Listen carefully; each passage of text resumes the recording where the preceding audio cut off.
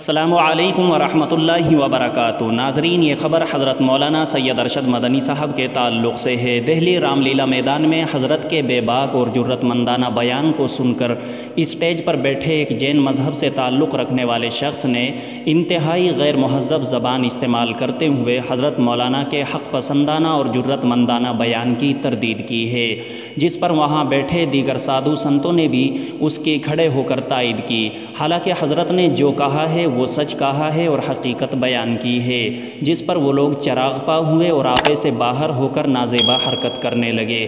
حضرت مولانا سید ارشد مدنی صاحب کے اس بیان سے وہ چھوٹا سا ویڈیو کلپ آپ حضرات کی خدمت میں پیش کر رہے ہیں، آپ اسے سنیں اور حضرت کے لیے کوئی دعائیہ جملہ تبصرہ خانے میں ضرور لکھیں۔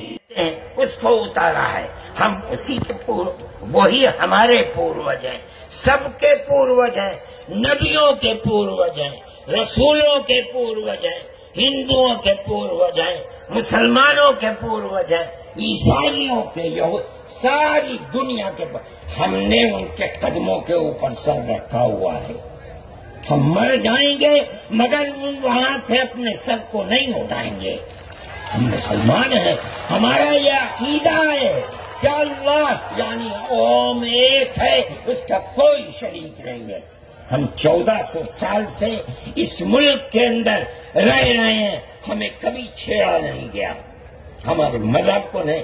تم نے چھیڑا ہے تو ہم تمہیں تمہارے آباء و اجداد کی تاریخ بتاتے ہیں۔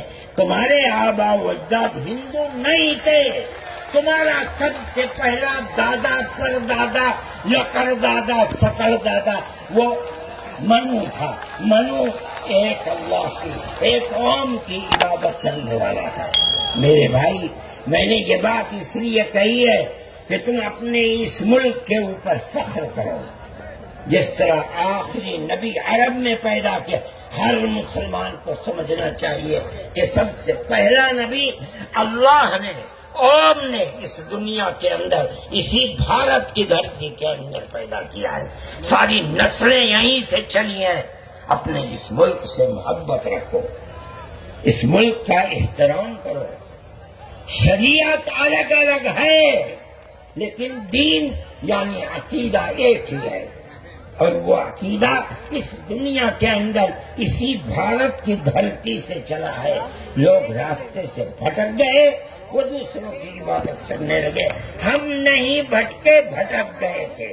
یہ اوپر والے کا کرم ہے کہ اس نے پھر ہمیں وہیں پہنچا دیا جہاں ہمارے جد امجد منو تھے، جس کا راستہ ہمیں بتایا حضرت محمد صلی اللہ علیہ وسلم نے۔